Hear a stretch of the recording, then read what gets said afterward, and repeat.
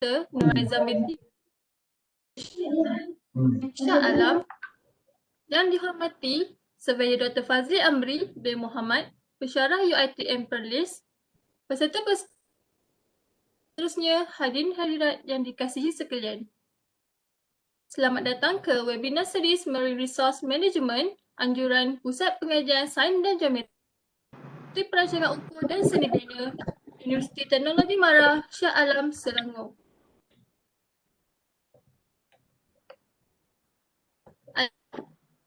Bersyukur kita kehadrat Ilahi kerana dengan limpah dan kurnianya dapat kita berkumpul bersama-sama dalam webinar kita pada petang ini yang bertajuk Study and Geospatial Application in the Coastal Area.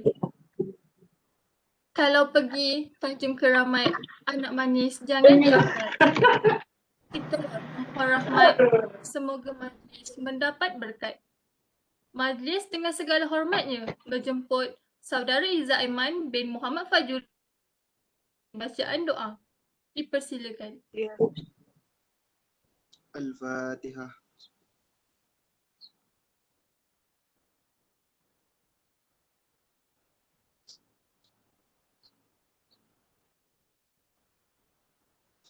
A'udzu billahi samii'il 'aliim minasyaitonir rajiim. Bismillahirrahmanirrahim.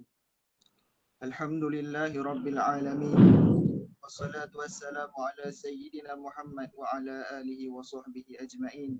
Ya Allah, Ya Rahman, Ya Rahim, sesungguhnya kami berhimpun pada petang ini bagi menyatakan ilmu yang tidak bernilai. Jadikanlah kami yang sentiasa bersyukur sama ada nikmat yang sedikit, lebih-lebih lagi nikmat yang melimpah ruah. Ya Allah, Ya Hayyum, Ya Qayyum, sesungguhnya Engkau Maha mengetahui bahawa kami di sini ingin menimba ilmu yang sangat luas bagi mengembangkan potensi kami sebagai hamba-Mu yang Engkau redai. Justru berkati dan rahmatilah perhimpunan ilmu kami ini. Kurniakanlah kepada kami apa kiranya ilmu-Mu. Sinarilah hati-hati kami dengan cahaya dan hidayah-Mu. Semoga dengannya kami mudah menerima dan menghayati serta mengamalkannya.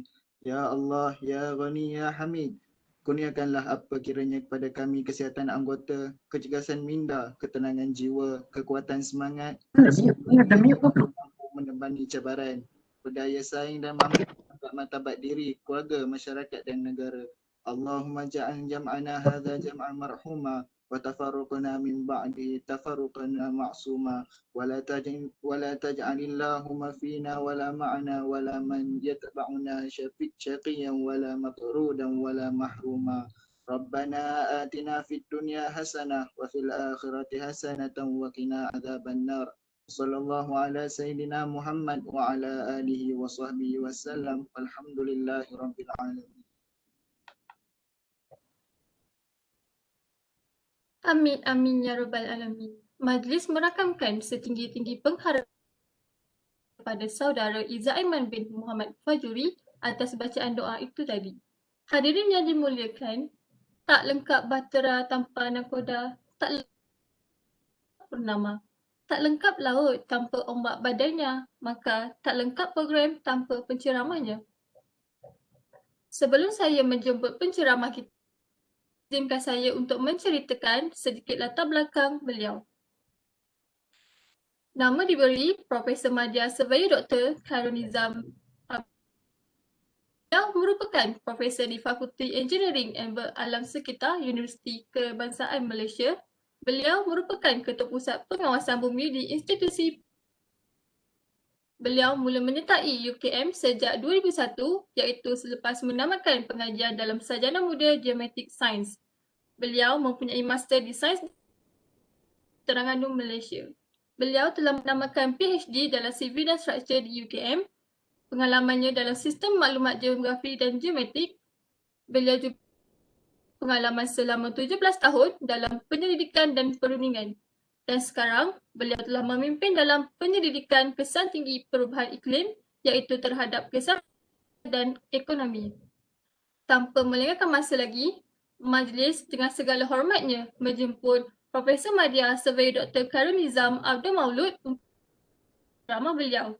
Dipersilakan. Okay, Bismillahirrahmanirrahim. Assalamualaikum warahmatullahi wabarakatuh. Dengar tak? Dengar doktor, dengar. Okay. Okay, Assalamualaikum warahmatullahi wabarakatuh and good afternoon. Okay, first of all, I would like to thank to UiTM Shah Alam for inviting me to this webinar. Okay, actually, for today, the topic for my presentation is about coastal erosion study and geospatial application in the coastal area. I will deliver in my talk in the simple language so that everybody can understand. Okay. Before I start my presentation, let me introduce one of the center in UKM, which is focusing on the geospatial and the geospatial element or geospatial field. Earth Observation Center is a center of the excellence under the Institute of Climate Change University Kebangsaan Malaysia. Okay, the main focus is conduct research on the impact of global change through the application of remote sensing and geographical information system. This center pulls researchers from the various fields such as social science, engineering, science and technology, and also biological. EOC takes an interdisciplinary approach to geography, linking several disciplines involving both social science and biophysical science. EOC also is one of the expert research which is focusing and helping the government to for the environment and also for the transboundary issue. Okay, the outline of my presentation today is I will introduce something about introduction for the to the coastal. Second part is about the coastal erosion. What is the study for NCES, which is a National Coastal Erosion Study, and also about the CVI or the Coastal Vulnerability Index is one of the evaluation or assessment to evaluate the coastal. And also I will share a little bit about the geospatial application, the experience by EOC in the coastal area, and last but not least is about the conclusion. And this is the one of the our study area, which is the Pantai Kelanang, foreseeing the coastal problem and coastal erosion. They have a lot of mitigation done by a local authority or JPS, but it still occur the coastal erosion. Okay. Okay. Now I will explain about a little bit of the coastal component. Coastal area or coastal zone, we can call it as a coastal zone or coastal area, is a boundary between the land and ocean. Is generally not a clearly defined line on map, but occurs through a gradual translation region. It is a coastal waters and all areas to the landward side of the coastal waters in which there are physically features, ecological, or we can say about natural processes or human activities that affect or potentially affect the coast or the coastal resources. Okay, the coast is a land and is a zoning of the varying width, including the shore and extending to the landward limit of penetration of marine influences. In simple way, we can say that the coast is where the land and the ocean meet. So that is the basic definition or basic information how we can understand about what is the coast.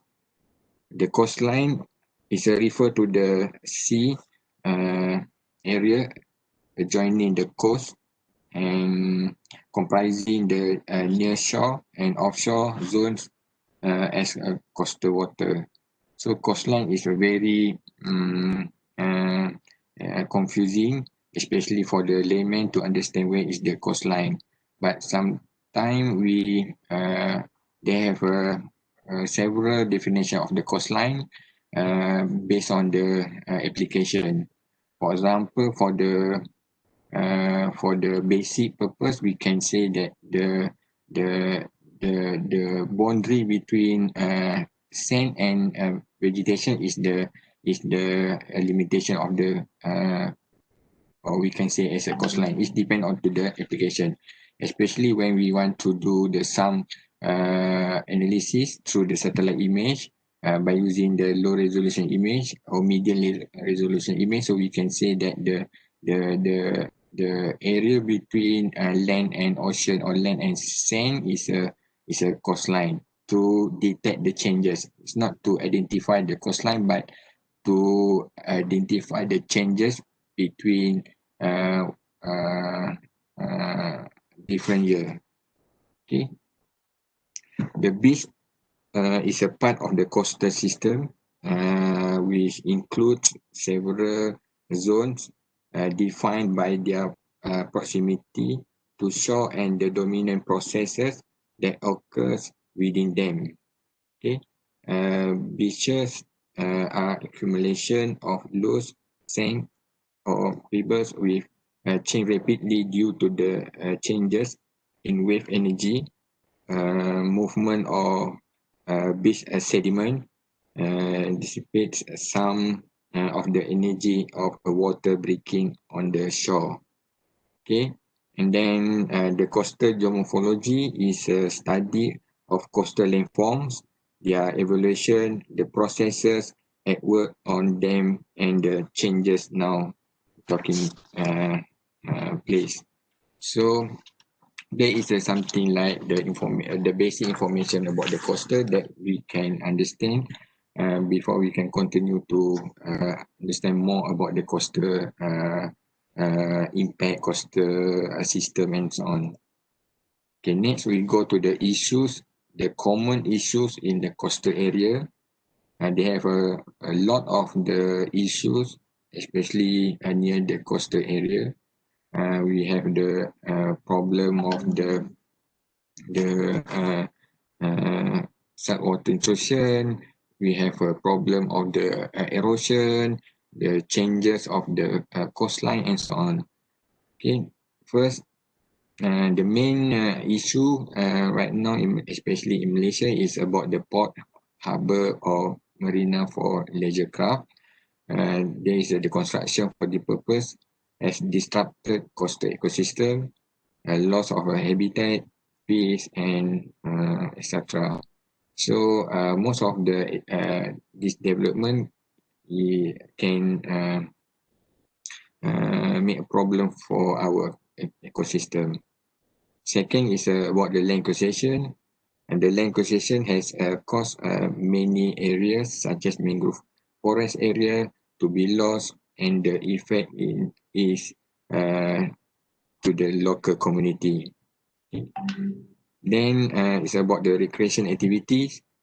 It's about the water sport, bathing, some coastal adventures activities like ATV riding. Need a safe and suitable beach area to carry out this activity.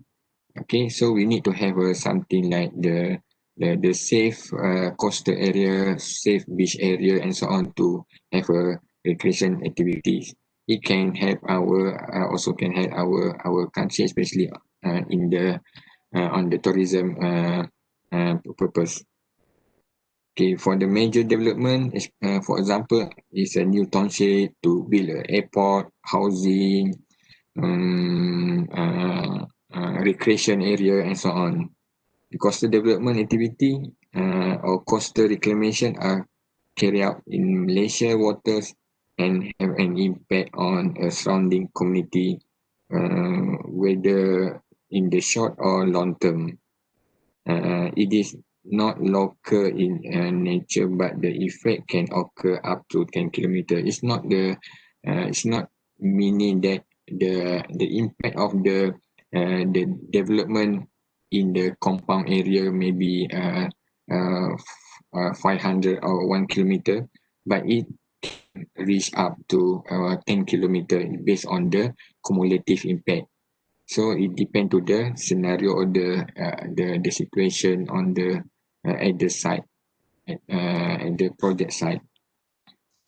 And coastal defense is something like sometimes we develop, we identify, we install the groins, seawall, geotube, road embankment, a concrete wall and so on to protect the wave. But we need to understand the characteristic of the wave itself, because the wave, if they can the impact of the wave is can be more not can be explained to another place. So improper selection of the and construction of the coastal protection will cause frequent erosion or deposition, and tides, currents, and wave are among the factor that need to be considered in selecting the appropriate type of protection. So we need to study the characteristic of the coastal area before we identify the best coastal protection in the coastal area. Okay, the impact on the coastal system. Okay, will be loss or decline of landscape value. Beautiful coastal area will be lost and destroyed if erosion has occurred in this area. Okay, impact also on the country tourism and generation industry. So we need to think about the impact, this impact, especially for the economical purpose. Destruction of sediment transport, sediment management, or questions related to the sediment transport involved in dredging operation, preventing or planning for coastal erosion, evaluation of the impacts on anthropogenic alterations on coastal ecosystem, and then restoration of coastal habitats, and also for planning for the climate change. Sometimes this sediment material comes from the development carried out far from the affected location. It's not sometimes it maybe it come from the upstream of the river and so on. Then another impact is loss of the habitat.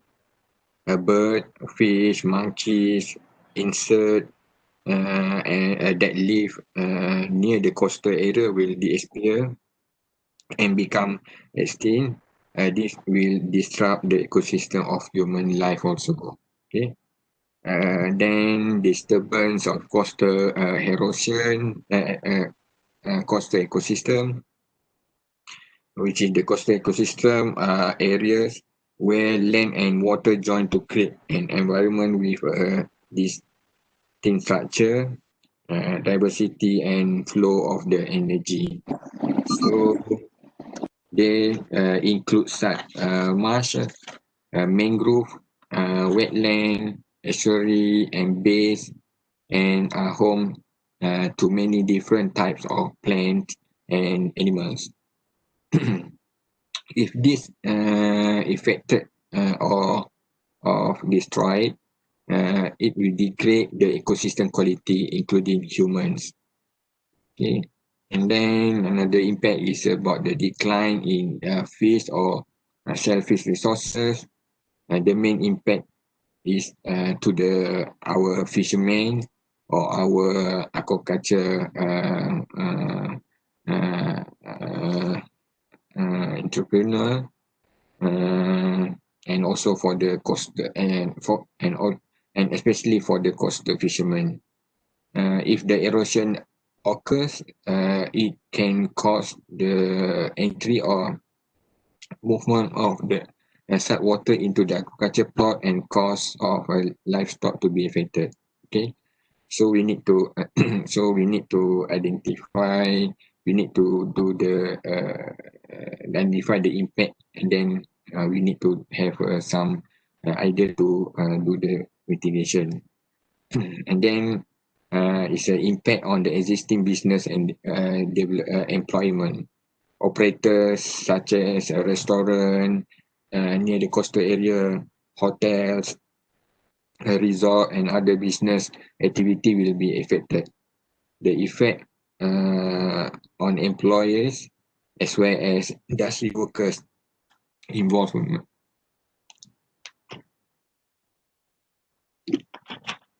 So there are many impacts, especially on the coastal ecosystem that we need to consider, because in Malaysia is one of the largest coastal area that most of the economic activity, especially in the Terengganu, Kelantan, and Kedah, is depend on the coastal area. So this is in the right side is one of the coastal area in Selangor, which occur the coastal erosion. So this is the one of the protection method, which is we call it as a geotube. And then but the erosion still occur because maybe they have some impact from the tidal and also wave currents.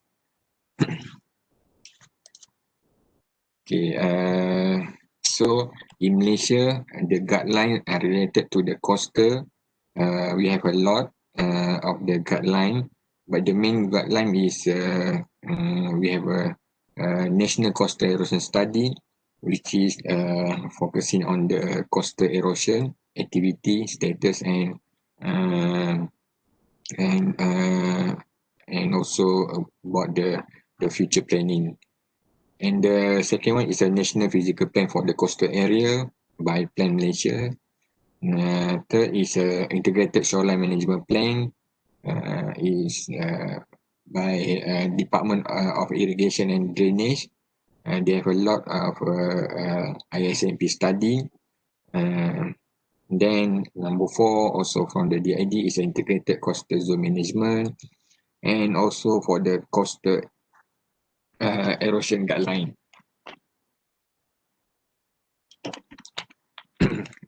Actually in Malaysia, they have a lot, several study or several document related to the coastal erosion.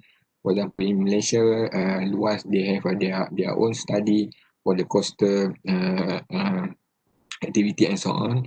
And then JPS also they have some guideline which is the coastal erosion protection, and then this is the manual that can be used by a developer to do the development near the coastal area.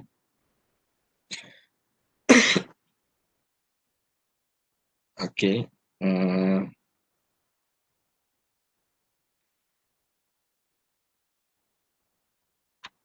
Okay, coastal erosion also is a occurrence that causes loss of land and land along the coast, and the causes of the coastal erosion we can divide into two, which is as natural and also the main uses. For the nature is you can divide into two, the sea level rise effect cause a variation in the sediment supply to the littoral zone, storm waters, storm waves, wave and the surge overwash, and deflation, longshore sediment transport, and also for the sorting of beach sediment. And by the human is about the land subsidence from removal of subsurface resources, and also interruption of the material in transport, reduction of sediment supply to the littoral zone, and concentration of waste energy on beaches, increase water level variation, more on the tidal, change natural coastal protection, and also removal of material from the beach. So this is the causes of the coastal erosion. Okay, and then this is the example. They have a lot of the news or information from the newspaper especially, and this is the example of the paper cutting related to the coastal impact. That, for example, it's about the erosion for Malacca coastal area, Pahang coastal area, Johor coastal area, and also for Kelantan coastal area. Okay. So most of the impact to the Malaysian coastal area is to fishermen, and also for the farmers near the coastal area. Okay.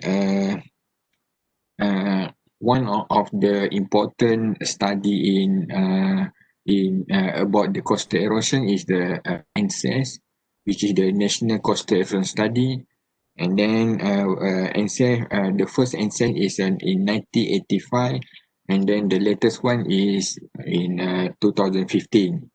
Okay, this is a study about the coastal erosion status in Malaysia. NCES also update the coastal erosion problem in Malaysia. They will identify what is the main cause for that selected coastal area. They also develop numerical models and baseline data by using the wave rows, wind rows, for example, to be as a baseline, and then this information can be used by the local authority or developer if they want to do something near the coastal area. And NCES also review and price the efficacy of the existing guidelines for erosion control and to recommend appropriate changes. In the coastal, in the NCES, they divide into three categories, which is category 1, 2, and 3. Category 1 is more on the critical erosion. Category 2 is a significant erosion, and category 3 is a acceptable erosion. Okay. For the critical erosion is an area where the rate of erosion considered in conjunction with economy, agriculture, and then maybe recreation, transportation, and also demographic value, and with structures intend to protect such value indicate that action to help erosion may be justified. Category 2 is related to the significant erosion, which is the area where erosion is now critical, but where the rate of erosion considered in conjunction with economy, agriculture, recreation, demography, transportation, with structure intent to protect such value indicate that assessment or critical should be revised periodically. Okay, and category 3 is about the acceptable erosion, area where the rate of erosion are such such that no significant danger to economy, to the transportation, agriculture, recreation, with a structure intent to protect such as likely within the foreseeable future, for example, for another 10, 15 or 20 years. Okay, so this National Coastal Erosion Study is a very good study that and by using this document we can identify the the impact or the rate impact rate for the selected coastal area. And another important study is about the coastal vulnerability index, which is to identify the vulnerability at the certain area, at the certain coastal area. Because the CBI is one of the we can say that most commonly used and simple method to assess coastal vulnerability to sea level rise, in particular due to erosion and inundation. That is the simple way how we can identify the vulnerability of the coastal. CBI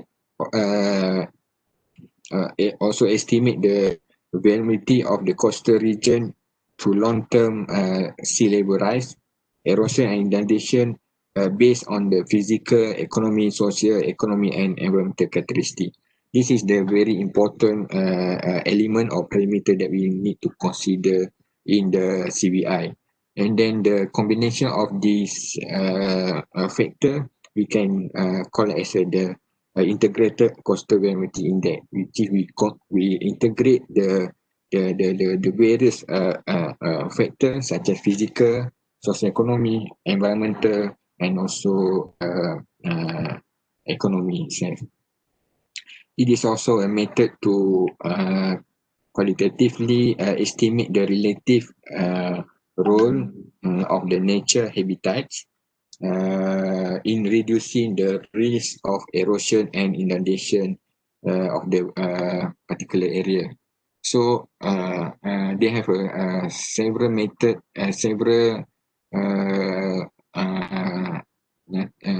method to do the CBI.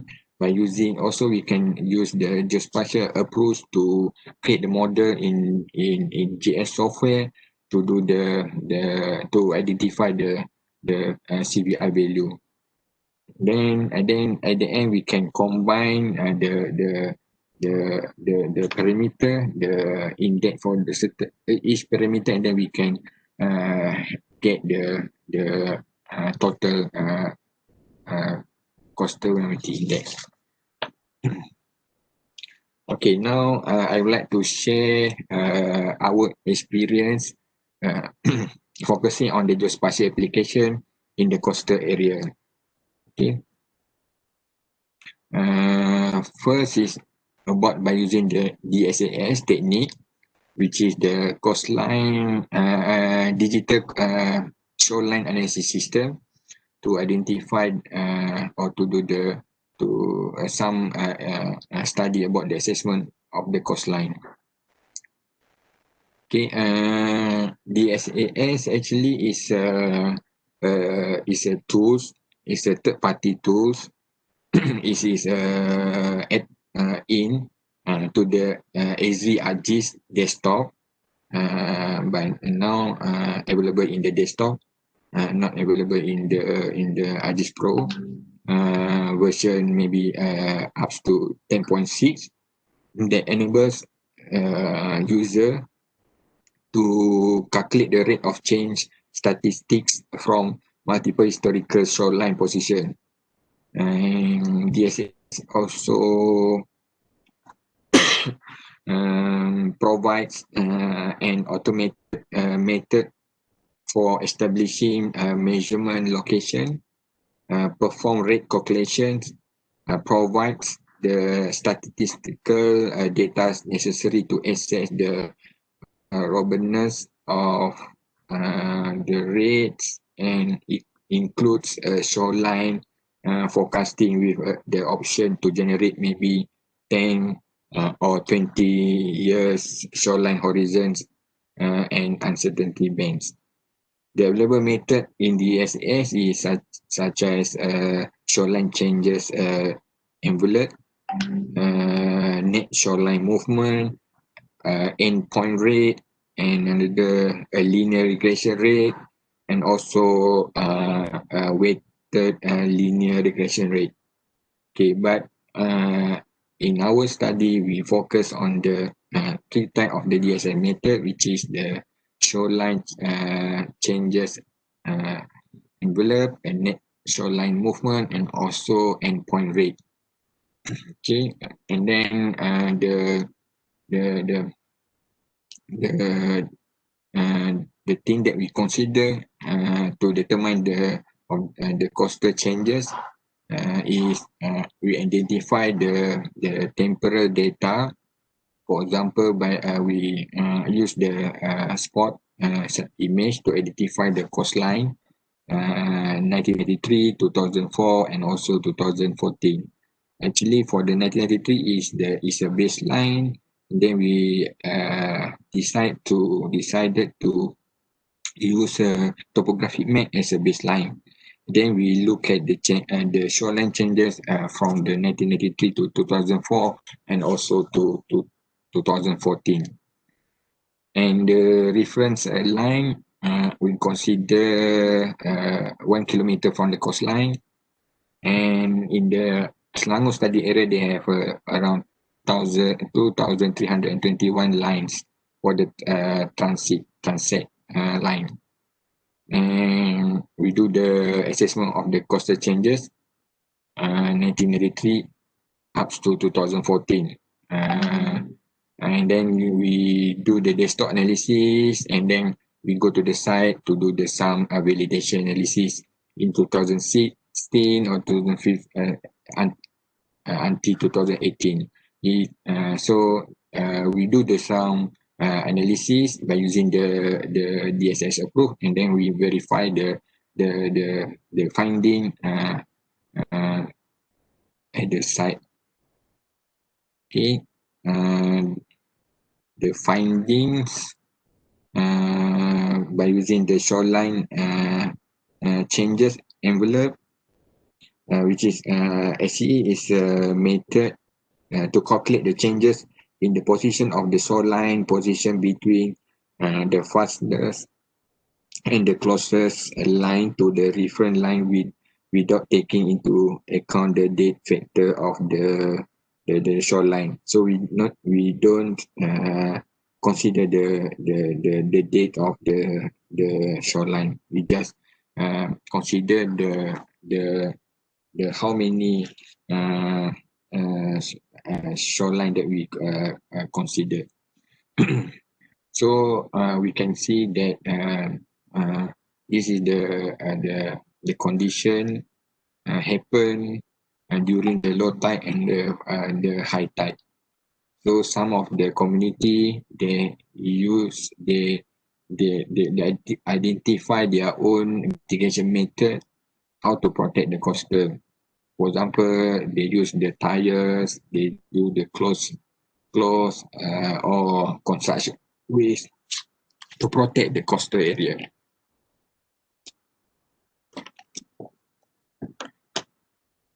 Okay, for the net shoreline movement, actually net shoreline movement is a method to calculate the total movement between the two shoreline positions.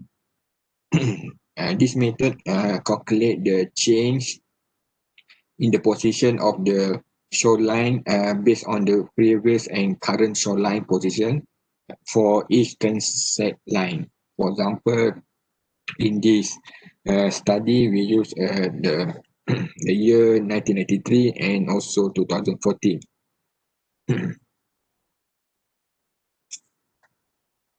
And then for the endpoint rate is a meaningful study. The result can show the significant finding in the study area, because API is a rate is calculated by dividing the distance of shoreline movement by the time elapsed between the two shorelines, which is the previous and the current shoreline. Okay, it depends to the data source that we use. For example, in this case, we use the satellite image. The rate is reported in meter per year, with a positive value indicating accretion and negative value indicate erosion. EPR also able to identify the pattern changes in coastline in the short, medium, or in the long term. So from the result, we can see, for example, in near Tanjung Sepat, we can see in short-term changes, and also for the median erosion and sedimentation at the median erosion and in the short term 2004-2014, for example, we can identify the median erosion and the sedimentation very high. And then for the long term, which is 1993 to 2014, we can identify the median erosion and the sediment is very high, and the impact is for the near the jetty and the aquaculture activity. So we can see that the example of the impact from the coastal area, when after we do the analysis, and then we go to the site and to verify the result from the desktop analysis. And then this is the most of the finding and how we validate the model, how we validate the data is a coastal changes prediction by using the EPR model. After we do the desktop analysis, we go to the site and we identify what is the problem, what is the we go to the site to validate the findings. Then from the observation, we can see there are some areas that are rounded in red color. This area shows mangrove forest. We can show that mangrove forests are able to sustain the occurrence of the coastal erosion. It remains stable, although analysis show this area can erode. So we can identify that the mangrove is one of the important the coastal area to protect the coastal erosion. So this is the overall impact at the study area in the Selangor coastal area at the around 10 to 11 areas, and then the selected area or location is based on the National Coastal Erosion Study. So we focus at the only for the impacted coastal area. Kelantan Beach, Bagan Pasir, and Pantai Chunang show the several impacts of the coastal erosion. Spatial modeling and analysis are able in this study able to accurately identify this impact. So mostly we use the geospatial application to solve the coastal problem, to identify the effect from the coastal activity. So we classify, we have around 7 type of the classification of the shoreline, from very high erosion until very high accretion. Okay, and then second application is about to develop a spatial model and transit sea level information based on data of coastal and climate system to predict the for the prediction of the impacted area. And then this slide show the result of the spatial analysis conducted to determine the level of the coastal vulnerability index. 6 parameter has been identified for the Selangor coastal area. It's based on the literature, it's based on the previous study, and then the local needs. Then management unit have been identified to measure the level of vulnerability of these beaches.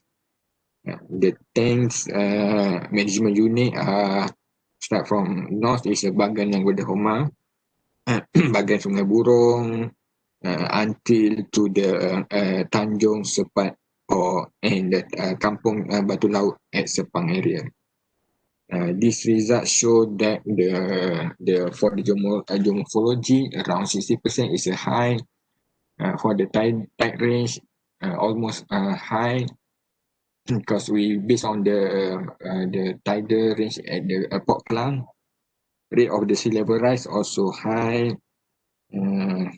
Mean significant wave,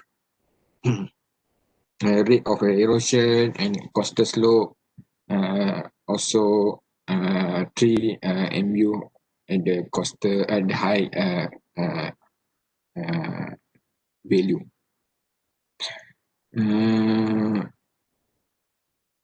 Then another study is about estimating the level of the erosion and degradation, as well as provide a detection strategy to reduce the vulnerability of the coastal community. So we do some prediction analysis using the hydrodynamic modeling. So from the analysis, is able to identify area that will be affected in the future. For example, in 10 years, in next 10, 30 years, or we identify at a certain year, for example, in 2100, for example, to look at the low, to look at the short-term impact, medium impact, and also for the long-term impact. But it depends to the scenario on that during that year. Okay, the finding indicates that some public facilities will be affected in the future if there are no appropriate actions taken. So by using the spatial analysis, we can identify the affected area, and then we can use as a guide to identify the impacted facilities, for example. And then number 3 is by using the UAV or drone to do some monitoring at a certain coastal area to monitor the coastal erosion activities. For example, this is one of the methodology how we do the survey, we do the study. Firstly, we start to identify the what we call it, the GCP, ground control point, to be for example, in one place we identify 4 points to be as a GCP. We use the high resolution GPS equipment to identify the GCPs. This is the example of this GCP for the Kampung Haji Dorani. Okay, we need to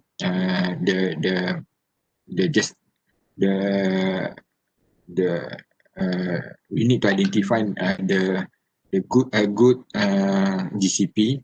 For example, we need to locate the GCP location at the stable or the fit place at the concrete or corner of the building, for example, because we need to maintain this control point in the study period. For example, in 1 year, or in this case, we in around 8 to 10 months duration. Okay, then we use the Pentium 3 and the Pentium 4 as a to capture the area image. Then we use the MapPilot application to identify the path of the flight. Then we need to use repeatedly this path for the next another month.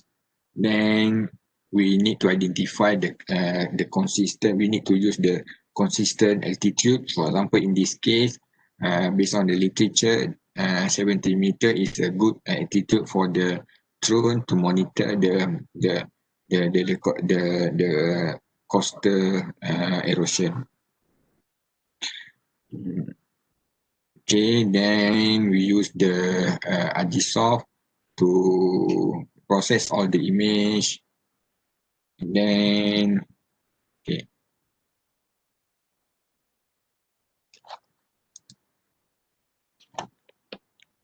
Oh.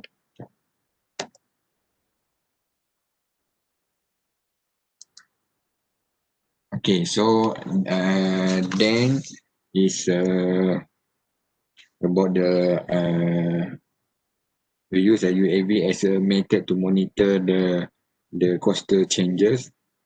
Okay, the finding of drone observation has been able to determine coastal changes at the 10 identified location. Okay, the coastal erosion has a close relationship with the mitigation that carry out in the area. For example, the example of the mitigation method is a rock embankment, concrete wall, and geotube. So this table show the type of the mitigation. For example, in the Bagan Nagoda Oman, they have the concrete wall. Bagan Sungai Burung, they have a rock embankment, and so on. Until to the Pantai Kelantan, they have a rock embankment and also for the geotube. Okay, but for the Pantai Kelantan, they still have occur the coastal erosion. Then okay, this slide show the short-term study for the horizontal and the vertical aspect to identify the changes at the coastal area. And then from we have 1, 2, 3, 4, 5, 6, 7, 8 months from May 2017 to December 2017. Then we identify that Pantai Kelantan still have a erosion occur at this area compared to the others location. So why we identify the erosion rate is high in December? This is because this month is the incident of the rain. We have a heavy rain during that month, and also the current wave is very high. From the spatial analysis, we can identify the changes of the coastal area in horizontal and the vertical angle or aspect. So we can identify by using the geospatial approach to identify the changes at the vertical and also at the horizontal aspect.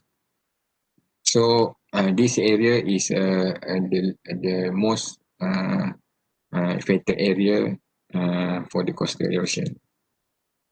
And then next is about the application of the multispectral UAV, the monitoring paddy growth and the healthy stage. So this is some study to look at the impact for the saltwater insertion to the paddy plot. Okay, actually this is the location of the sampling of the study area.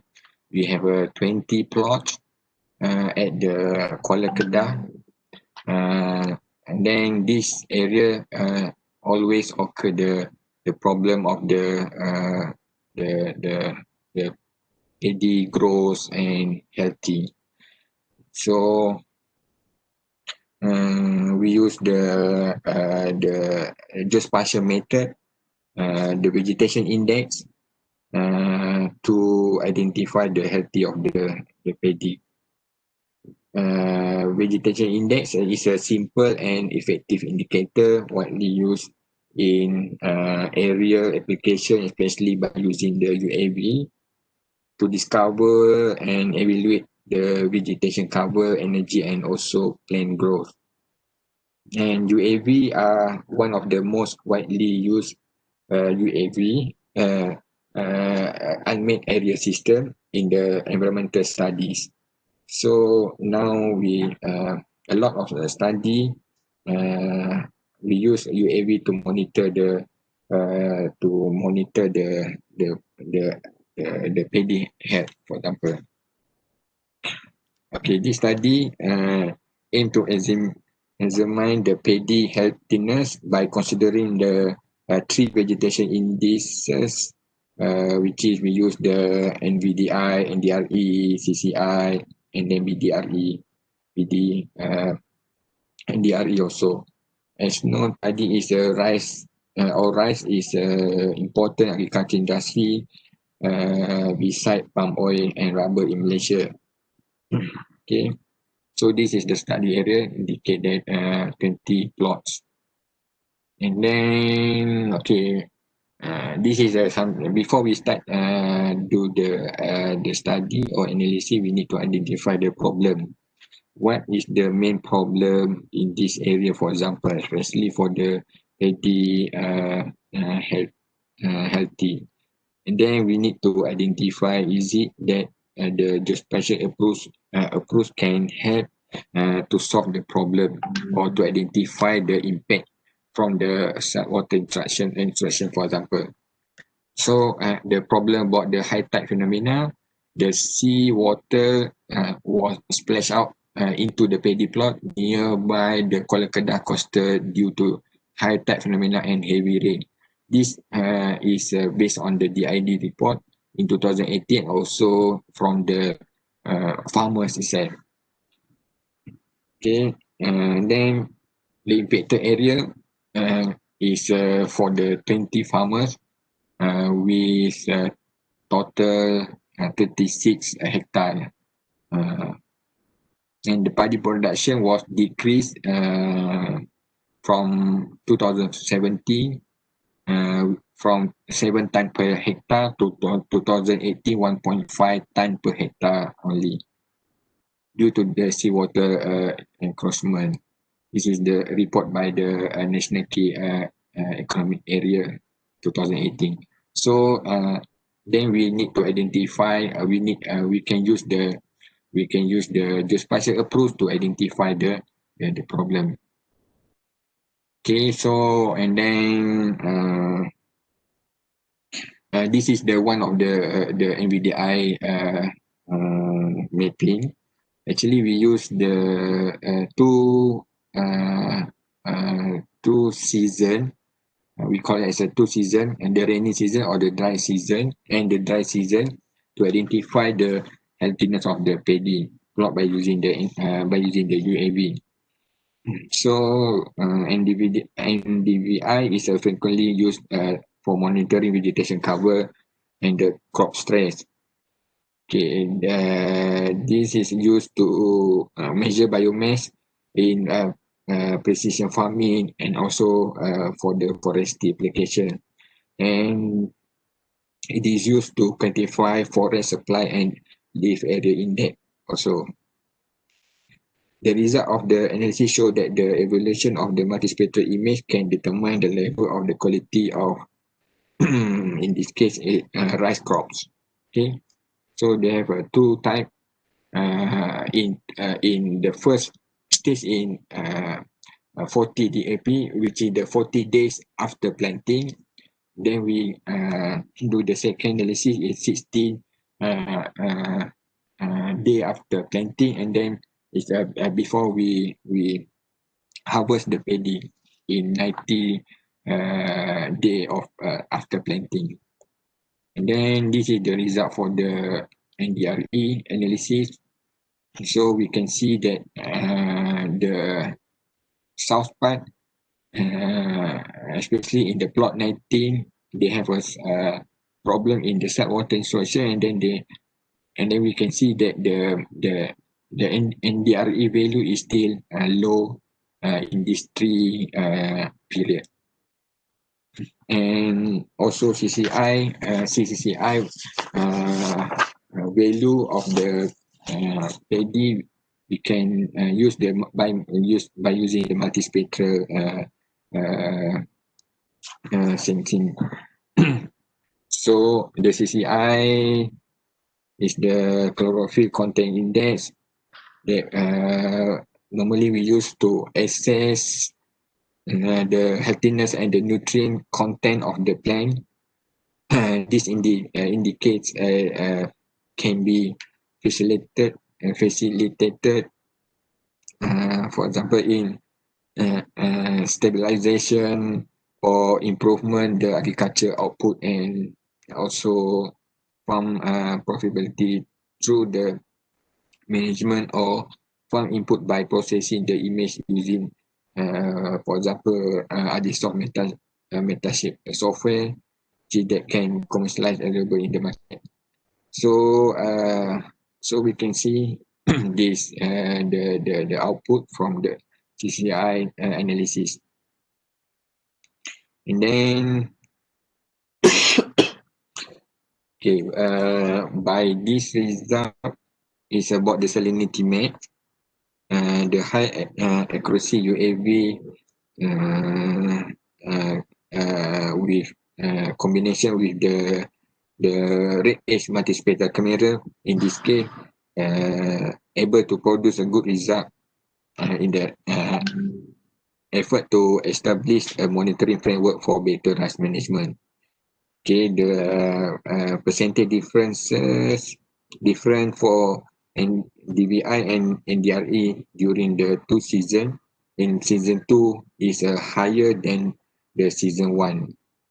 Based on the comparison of the NDRE and DBI and also NDRE in this case, it can be concluded that NDRE give a more significant, accurate and reliable value. Okay, so by using the geospatial approach, especially in the UAV method approach, we can use to identify the paddy healthy. Okay, and then this is the one that I want to share. This is the latest collaboration between Japan Space System with UKM, UPM, UIA, and also with the GS Innovation Sdn Bhd, which is to implement the application focusing on the plastic waste mapping in the Asia cities. Especially, this is to focus on the for our side is to focus on the Malaysia side by using the WebGIS and the remote sensing application. So in the module, they have a 3 type of module.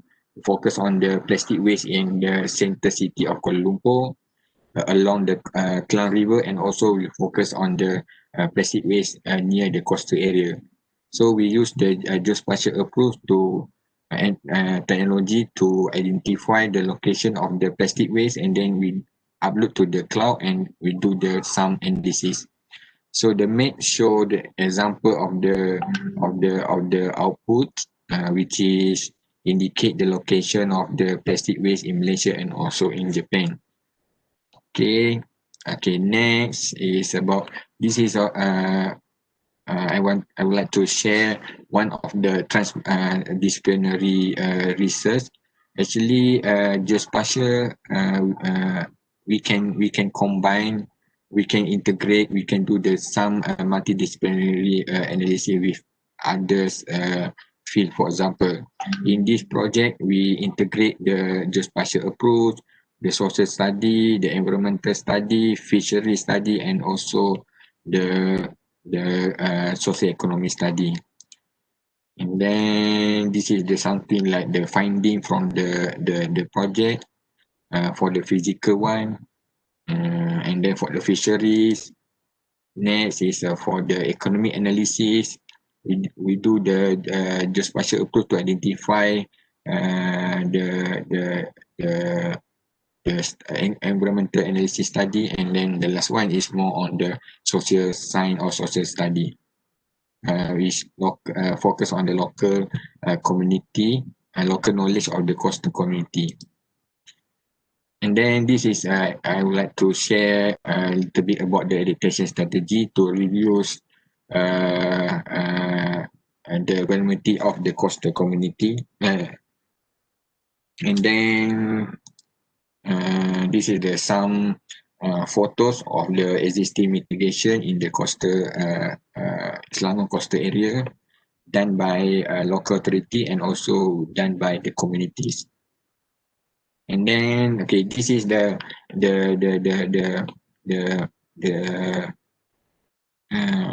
would like to share this approach by using the satellite image to identify the cause of the erosion, coastal erosion. For example, this image is in 2019, so we can see this is one of the attraction location, tourism location in Selangor, which is in Pantai Kelanang. So we can see that this is a parking area, and then they have a lot of the activity, especially in the weekend. Okay, so if we compare to the 2015, we can see that the changes happen somewhere here. And 2010, we can see that here still have a mangrove. Okay, and then this is the 2008. They have a lot of mangrove here, and then this is the original image, which is in 2001, before they build the attraction place, which is the Pantai Kelanang Beach. So this phenomena, we can see we can say that the mangrove area, mangrove is one of the good protection to protect the coastal erosion, especially. So because this is the natural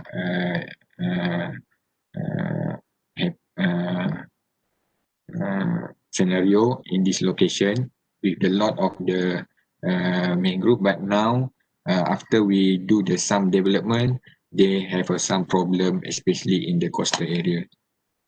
Okay, so the conclusion is the coastal erosion actually is a event that have a huge impact on the community and also for our nations. The impact of the coastal erosion covers to fishermen, farmers, resorts, hotels, and restaurant entrepreneurs. The coastal vulnerability index is able to be as a guidance in determining the level of the coastal vulnerability. But to identify the coastal vulnerability index, we need to have the ground data to and include in the study, because at the end we need to get the good value of the CVI. Okay, then that is important for the future planning and for the next planning. The spatial analysis in this case can be used as a smart system to solve the problem, especially in the coastal erosion, and able to be as one of the decision support system to clarify or to identify the problem in the coastal area. And also we can use the UAV, the drones with the high resolution camera, for example in a multispectral or hyperspectral or maybe LiDAR camera, to implement in the coastal area to monitor the in this case maybe we can monitor the healthiness of the plantation near the coastal area. Okay, so that's all for my presentation today. Okay, thank you. Okay, ada apa-apa soalan tak? Ada saja.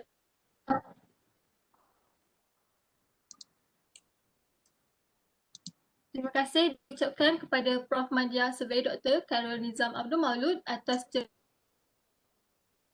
Sekarang kita beralih kepada sesi soal jawab. Jika ada sebarang soalan, boleh dikemukakan kepada pensyarah.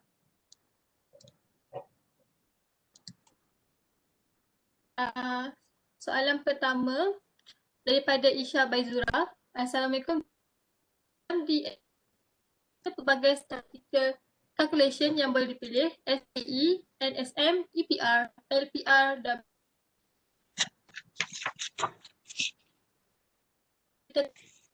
statistik kajian yang dibuat.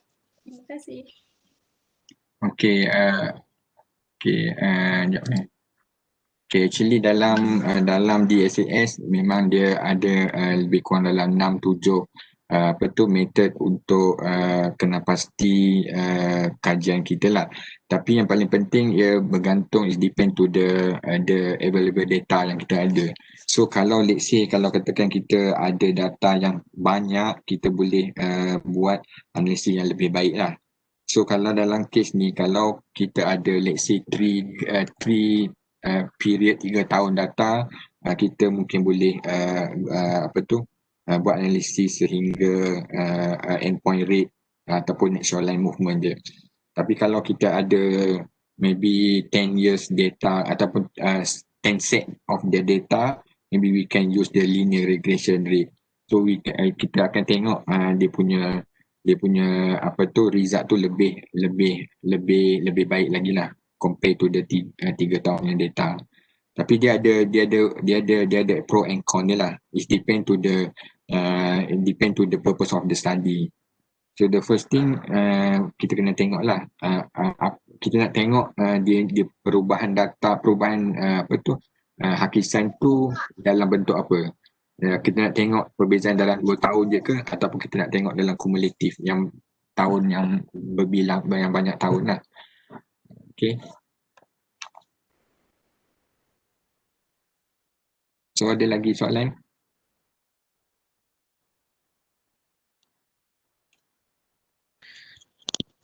Okey, saya ada soalan. Hello. Ya. Yeah. Okey, bismillahirrahmanirrahim. Assalamualaikum warahmatullahi wabarakatuh. Okey, nama saya Muhammad Fadil Abdul Rahman.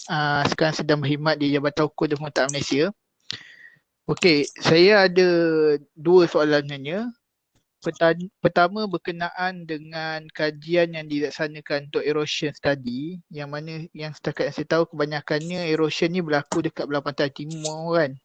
Okey, selain kaedah untuk kita pilih kawasan tu untuk dikaji, macam mana doktor? Contoh dia macam yang saya nampak tadi, salah satu kaedah dia untuk kita tahu kawasan tu erosion berlaku ke tak, kita compare melalui data-data imagery lah.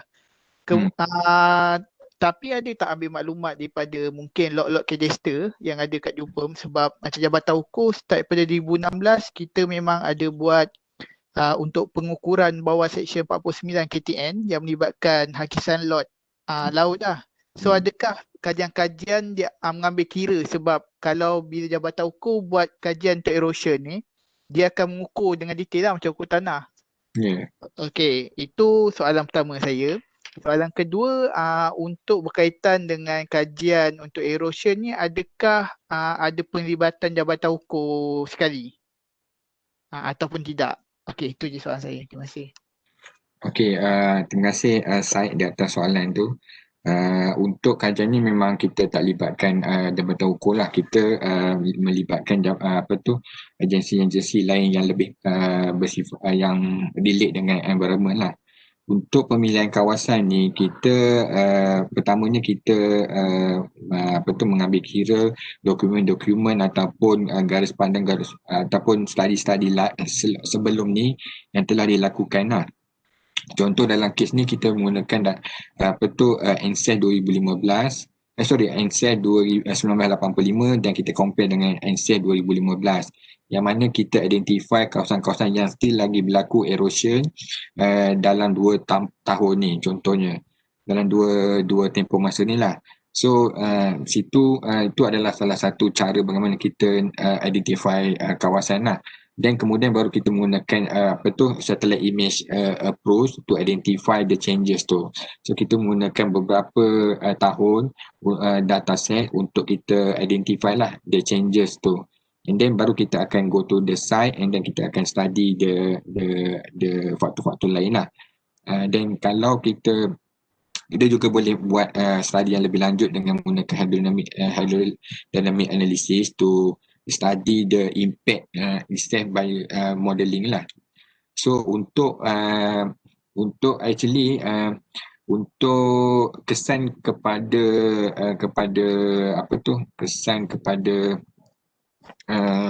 lot-lot di tepi pantai memang banyak berlaku lah, especially dekat our previous study dekat Batu Pahat. Masa tu kita ada data lot lama yang kita dah trace out, kita dah identify, dan bila kita compare dengan erosion data, ada banyak lot lama yang berada dalam laut lah. Maksudnya hakisan tu berlaku akan menyebabkan kehilangan lot lah. Yang tu especially dekat Johor lah. So kalau data ni available dengan penyelidik, mungkin kita boleh identify kawasan-kawasan lain yang telah hilang lah, especially disebabkan oleh hakisan ni. Kalau kat Batu Pahat tu memang banyak kita identify. Okey, terima kasih Doktor. Yeah. Okey, Dr. Gadun Nizam, ada soalan kat tepi tu daripada Isha Baizura. Soalan kedua dia tanya bagaimana doktor tentukan prediction coastal erosion guna EPR model. Adakah model tersebut adalah model sedia ada atau doktor yang terbitkan model tersebut?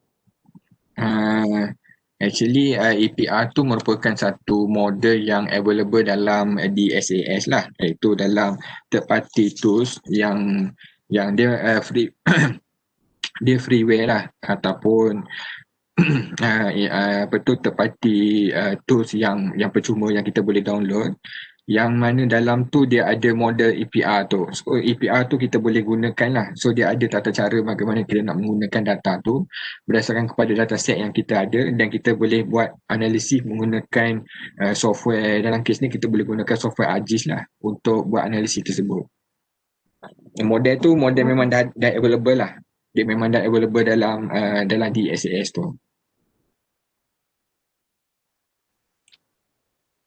Ada soalan lagi daripada Amri Muhammad. What is the natural based approach that you suggest at coastal vulnerability area? Apa dia soalan dia? Nak tengok soalan kat mana? Dekat chat, dekat sebelah participants. Okay. Ya.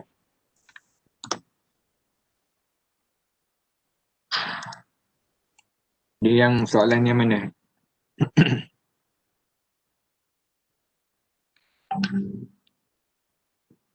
Macam mana? Ulang balik soalan tadi.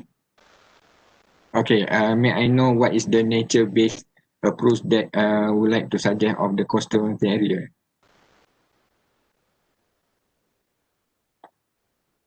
Maksud dia macam mana ni?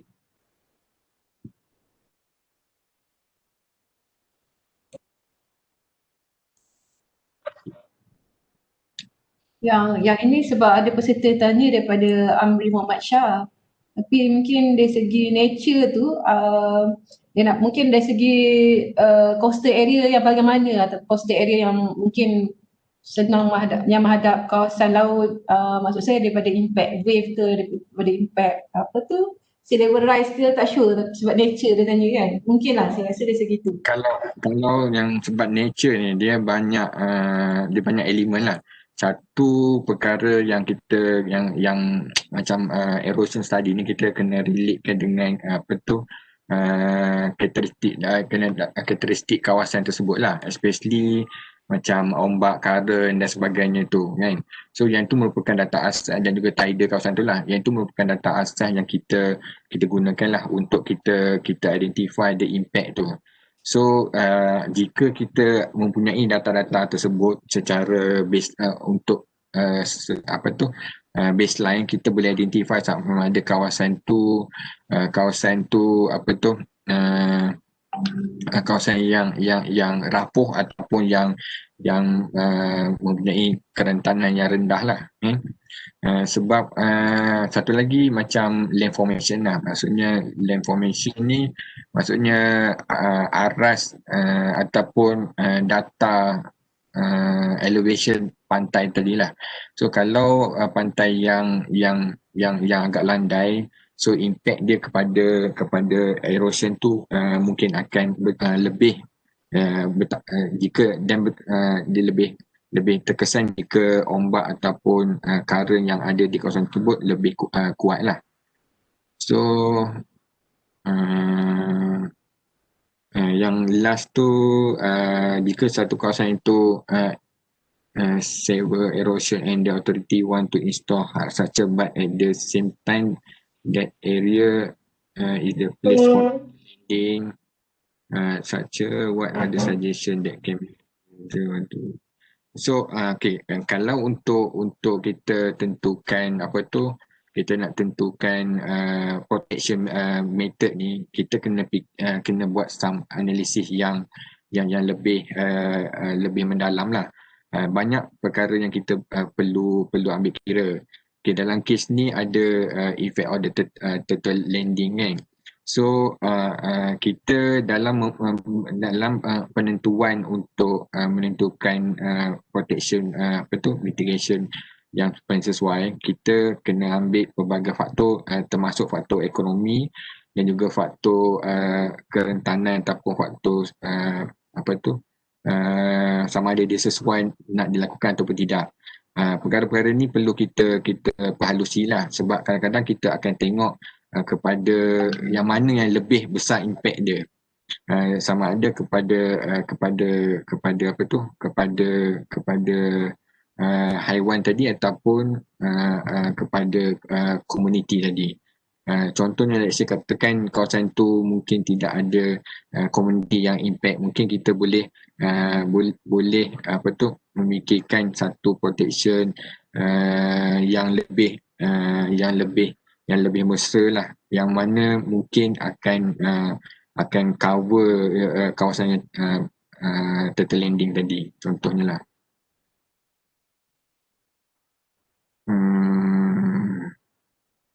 Nanti yang mana ni bagaimana doktor tentukan prediction coastal erosion guna KPR. Ni tadilah. So yang last tadi yang kalau untuk coastal erosion ni, dia ada yang seperti mana yang saya terangkan tadi lah, dia ada banyak faktor lah. Kita kena tengok, firstly kita kena tengok dia macam current data, tidal data kawasan situ, lepas tu karakteristik pantai tersebut dan sebagainya. Perkara-perkara tu merupakan perkara yang paling penting lah, yang perlu kita ambil kira sebelum kita buat kajian berkenaan dengan kisah pantai. First sekali dia kalau kajian ni dia bergantung pada problem statement lah. Kita banyak cara lah, sama ada kita dapatkan info daripada news ataupun kita menggunakan geospatial approach. Contohnya kita menggunakan data satelit yang ada untuk kita identify kawasan mana yang berlaku perubahan garis pantai tadi. So bila ada perubahan garis pantai, especially di kawasan-kawasan antara tumbuhan dengan pantai tadi, so kita boleh identify kan kawasan tu sebagai satu titik mula lah kepada kajian erosion yang kita nak lakukan, dan kemudian baru kita akan pergi pada fasa seterusnya untuk kita identify method yang sesuai untuk kita lakukan analisis tadi. So analisis tu kita kena buat secara dua lah. Kita boleh menggunakan desktop analysis dan juga kita verify dekat site. Dan atau juga masa kita buat modeling tu kita menggunakan data-data yang ada di lapangan lah. Dan kita combine sekali dengan data-data desktop ataupun secondary data untuk menghasilkan satu finding yang lebih bermutu lah ataupun lebih baik. Okay, ada soalan lagi tak? Assalamualaikum Doktor. Saya ada soalan sikit. Boleh Doktor? Okey, last. Ya. Cuma saya nak kongsi dengan Doktor sikit ataupun nak juga dapat penerangan daripada Doktor. Saya tertarik berkaitan dengan seksyen 49 tadi berkaitan dengan kesan maraan. Memang tercatat dalam KTN bahawa apabila satu kawasan tu mengalami orang kata erosion, automatik dia akan jadi impact kepada kawasan pemberi hak milik. Jadi bagi kes-kes yang berlaku di tepi pantai ni, apabila berlakunya ada kesan maraan, berlakunya erosion ataupun sungai, tanah yang tak diukur maka tanah itu akan menjadi tanah kerajaan semula. Dan sehingga diukur semula, maka tanah itu menjadi hak milik kepada orang yang tersebut semula. Jadi isu dia adalah sekarang ni, kalau tidak ada permohonan untuk ukur semula, maka tanah itu akan jadi tanah kerajaan sebab terpautnya daripada kesan erosion tadi. Apa yang saya nak tarik perhatian di sini adalah garis pantai akan sentiasa berubah setiap tahun. Dan apabila kita melihat kepada seksyen-seksyen ataupun perundangan kita hari ini di bawah Akta Laut Wilayah 2012 sekalipun menetapkan bahawa kita perlunya ada satu kedudukan pemetaan berskala besar, iaitu meliputi kawasan coastal area yang mana untuk membantu kita mengenal pasti keadaan kedudukan geospatial, marine geospatial. So mohon pandangan daripada pihak doktor, kalau adakah kajian ini boleh dibuat bersama dengan analisis ataupun analisis ini dapat membantu untuk pihak kerajaan membuat satu keputusan bagi mana-mana projek pembangunan yang dijalankan di kawasan coastal supaya data-data ini diambil kira dalam proses pemberian hak milik melalui PTG. So saya nak mohon jasa baik doktor lah kalau ada pandangan sikit berkaitan dengan isu ni. Bagi pandangan saya, kalau untuk pembangunan di pinggir pantai, dia kebanyakan kelulusan ataupun kebanyakan perkara yang diambil kira itu tidak melibatkan kepada data-data pengukuran lah. Kebanyakannya dia melibatkan kepada environmental aspect ataupun aspek-aspek alam sekitar, kesan-kesan alam sekitar yang berlaku. Tetapi perkara ni memang penting lah. Perkara ni memang penting sebab terutama apabila kita melihat kesan kepada pembangunan yang ada di tepi pantai tu. Contohnya pembangunan di satu-satu kawasan tu, impact dia boleh berlaku di kawasan yang lain, yang mana kawasan-kawasan ni akan menyebabkan kehilangan hak milik tanah. Contohnya let's say sebelum ni memang dia hak milik tanah ataupun tanahnya memang berada di tepi pantai, tapi disebabkan oleh pembangunan di let's say katakan 5 km daripada kawasan dia yang menyebabkan arus ataupun current yang ada tu telah berubah dan telah memberi kesan kepada tanah dia dan menyebabkan dia akan kehilangan tanah lah. So kajian-kajian sedemikian saya rasa memang amat penting lah untuk diambil kira sepatutnya di dalam penentuan, especially untuk menentukan kelulusan projek-projek pembangunan. Tetapi at the end pihak yang berwajib yang membuat keputusan tu mempunyai asas ataupun usaha yang tersendiri untuk meluluskan projek-projek tadilah. Tapi kajian-kajian ni memang amat perlulah bagi kita punya bidang. Memang kita akan approach kaedah-kaedah yang lebih tepat dan lebih detail lah.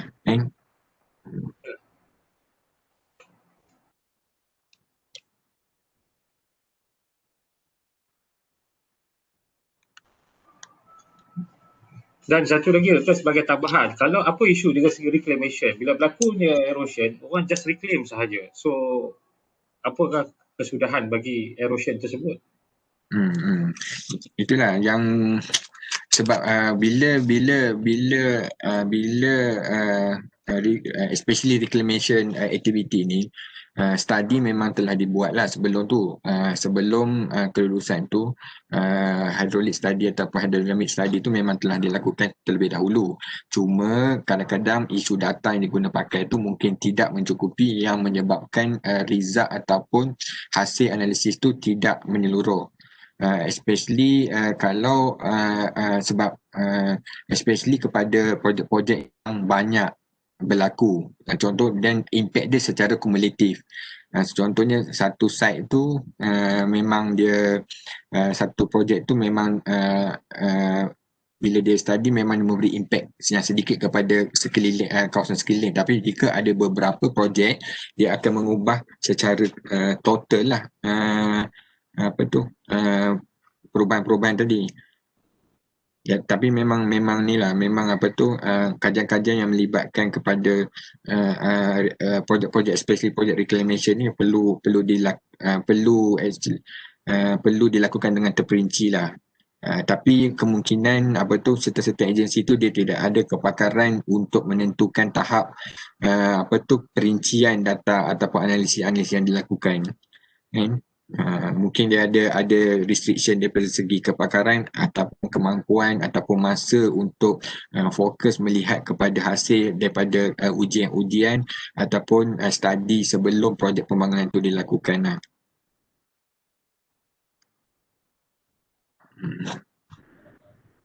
Okey doktor, dekat tepi tu ada dua soalan.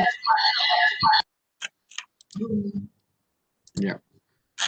Yang pertama tu, apakah jenis type diurnal and semi-diurnal beri efek yang besar kepada coastal erosion? Daripada Fauzia Muhammad Sadin. Yang actually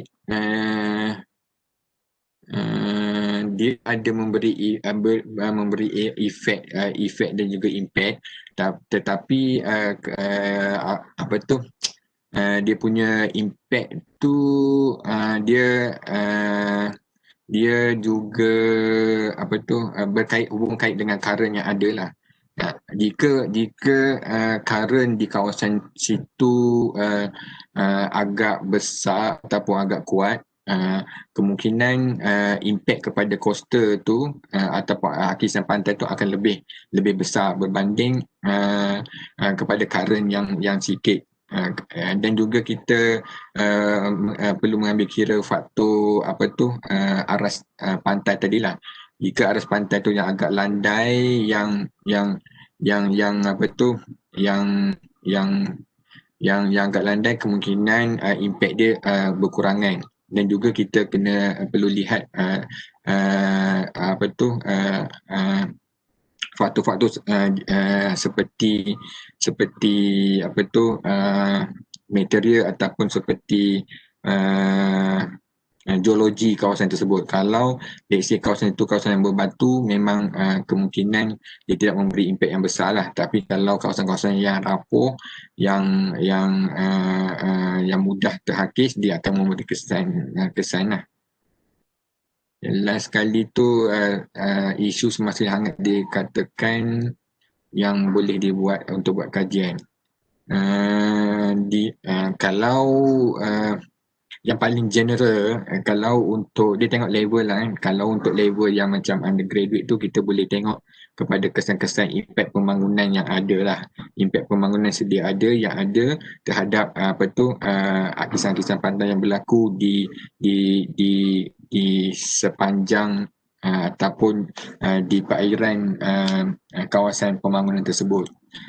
Kalau untuk kita buat yang lebih mendalam lagi, kita boleh menggunakan contohnya macam machine learning ataupun deep learning untuk menentukan kawasan-kawasan yang terhakis berdasarkan kepada satellite imagery, ataupun kita menggunakan data-data UAV, yang mana data-data satellite imagery dan juga UAV yang high resolution tu mampu diguna pakai untuk menentukan boundary yang lebih tepat lah, berbanding kalau kita gunakan conventional method yang lebih kepada contohnya digitizing dan sebagainya kan. Tapi kalau untuk untuk menentukan menggunakan machine learning ataupun deep learning punya approach, kita boleh mengenal pasti kadar hakisan tu yang ataupun kadar perubahan garis pantai tu yang dengan lebih detail lah. Actually banyak lagi lah, dia bergantung kepada satu, bergantung kepada data actually kalau kita nak buat kajian, especially untuk buat kajian buat kajian pengajian lah. Kalau kajian-kajian yang berbentuk projek tu, dia bergantung kepada demand ataupun kehendak klien lah. Tapi kalau untuk course study ni, dia banyak lebih kepada kesediaan data yang ada tu kan. But sometimes cadangan tu boleh dilakukan, tetapi kesediaan data tu menjadi batas kepada kita untuk melakukan kajian. Okay.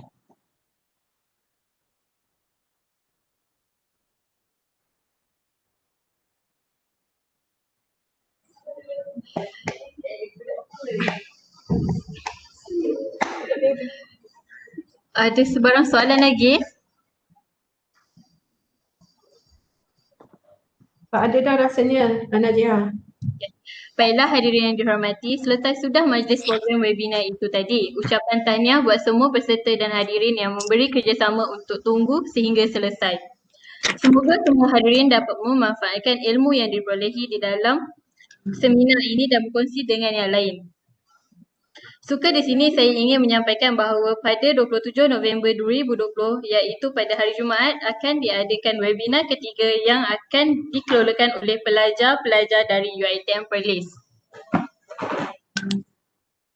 Saya juga ingin mengingatkan kepada semua untuk mengisi link e-certificate yang terdapat di dalam ruangan chat di sebelah itu, dan link video yang direkodkan untuk webinar petang ini akan diberikan nanti. Bunga dedap di atas para, anak dusun pasang pelita. Kalau tersilap tutur bicara, jemari disusun, maaf dipinta. Sekian saja untuk kali ini. Mohon maaf dari saya sekiranya ada terkasar bahasa, terlanjur bicara sepanjang mengendalikan majlis sebentar tadi. Sesungguhnya yang baik itu datangnya daripada Allah Subhanahu Wa Taala, yang kurang itu adalah kelemahan saya. Di atas dahan burung tempua melihat rusa tepi perigi. Salam perpisahan untuk semua. Di lain masa bersua lagi. Sekian, terima kasih. Assalamualaikum. Diharapkan semua peserta untuk tunggu sebentar dan buka kamera ya untuk kita tangkap gambar.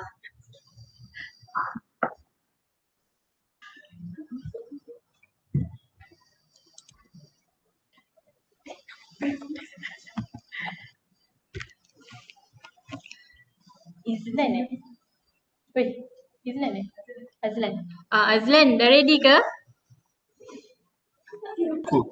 Dah. Okay.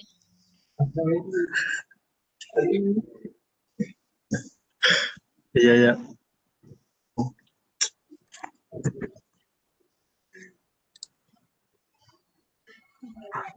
Nampak kau lah mana? Standby.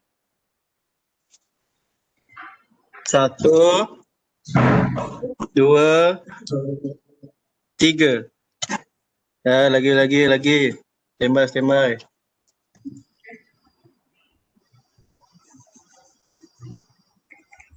Standby. Bagus Afiq. Sekejap. Loading, line slow.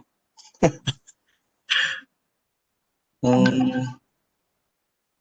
2, 3. Ada lagi ke? Next page.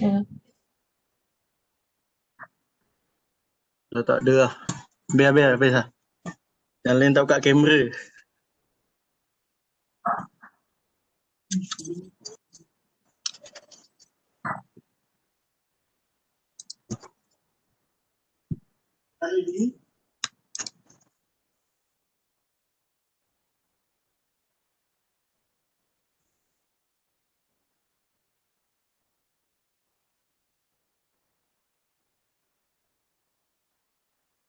Okey.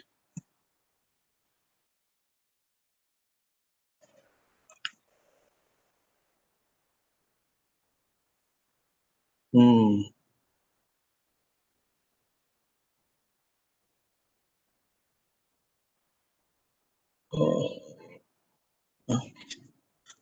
Okey dah.